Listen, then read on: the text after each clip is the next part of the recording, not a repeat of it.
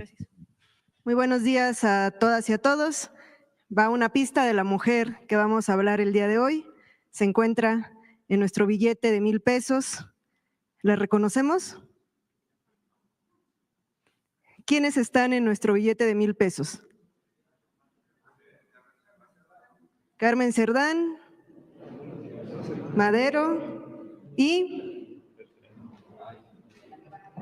justo desde la que vamos a hablar, y para conocerla vamos a hablar sobre Hermila Galindo, gran Hermila Galindo. Es una mujer extraordinaria de su época. Conozcámoslas a través de la siguiente cápsula. Hermila Galindo Acosta fue una revolucionaria feminista, política y aguda pensadora mexicana. Nació el 2 de junio de 1886 en la hacienda de San Juan de Avilés, Durango. Hermila se formó en taquigrafía, mecanografía y telegrafía en la Escuela Industrial para Señoritas de Chihuahua. Huérfana de ambos padres, a los 16 años tuvo que empezar a trabajar dando clases. Sus preocupaciones por la situación del país y de las mujeres la llevaron a incorporarse en 1906 al Club Admiradoras de Juárez. 3 años después, asistió en Torreón a un acto donde el abogado Francisco Martínez Ortiz leyó un discurso en el que exaltaba la figura de Juárez y atacaba la dictadura de Porfirio Díaz. El alcalde de Torreón ordenó recoger el original para evitar su difusión, pero Hermila Galindo lo registró taquigráficamente y lo dio a conocer en Durango y en Coahuila. Comenzó así a hacer propaganda en grupos antirreeleccionistas. Hermila Galindo se mudó a la Ciudad de México en 1911, donde trabajó como profesora y como secretaria particular del general Eduardo Ay, un revolucionario cercano al entonces presidente Francisco Ignacio Madero. En 1913, Venustiano Carranza llamó a las armas para combatir al gobierno golpista de Victoriano Huerta. El ejército constitucionalista entró victorioso a la capital del país el 20 de agosto de 1914. Hermila, en representación del Club Abraham González, fue designada para dar la bienvenida a Carranza. Su discurso impactó al líder revolucionario, quien le pidió que fuera su secretaria particular. A partir de entonces, Hermila desarrolló una intensa actividad política para difundir los principios del constitucionalismo y del feminismo. Incansable, recorrió prácticamente todo el país y creó consejos feministas en la mayoría de las entidades de la República. También viajó al extranjero y escribió para el periódico El Pueblo, órgano oficial del constitucionalismo. En 1915, Hermila Galindo fundó y dirigió el semanario La Mujer Moderna. En 1916, participó en los 2 congresos feministas de Yucatán. No asistió físicamente, pero envió sus ponencias para que fueran leídas. Los temas que defendió giraron en torno a los derechos políticos y a la educación sexual de las mujeres, lo que desató una intensa polémica. Hermila también pidió que se aprobara el voto de la mujer en el Congreso Constituyente de Querétaro, pero los diputados rechazaron la iniciativa.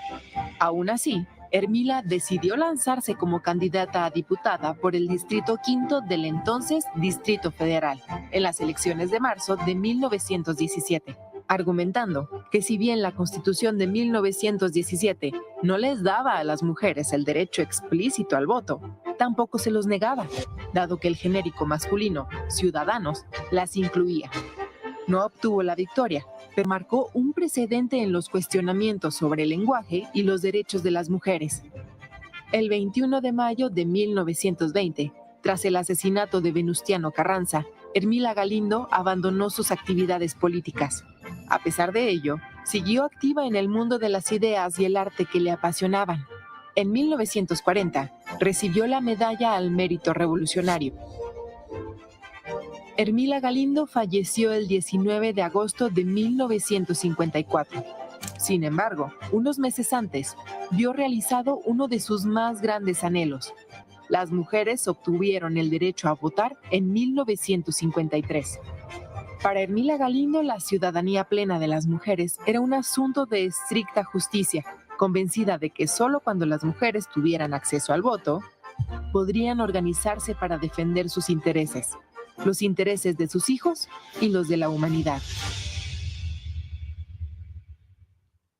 Yo creo que vamos a escuchar de Hermila Galindo en muchas ocasiones porque en verdad fue una extraordinaria política, defensora, impulsó el derecho al voto, una final triste porque la reforma fue en 1953, ella fallece en 1954, al siguiente año, y las votaciones, las primeras veces en las que mujeres participan a nivel federal es en el 1955, es decir, ya no tuvo la oportunidad, estuvo muy cerca y si nos damos cuenta estuvo desde el inicio por la lucha del sufragio, 1916, desde que estaba el Congreso Constituyente, ella estaba afuera del teatro diciendo que se tenía que legislar en favor de las mujeres. Y bueno, es multifacética. Para cerrar, solo me gustaría, porque va a ser una mujer fundamental, que leamos su obra, que leamos todas las publicaciones como las que estuvo dirigiendo, pero en particular tiene una sobre la educación de las mujeres, que es con la que me gustaría cerrar. Generalmente se procura en la mujer el desarrollo de lo que se llama vida del corazón y del alma, mientras se descuida y omite el desarrollo de su razón.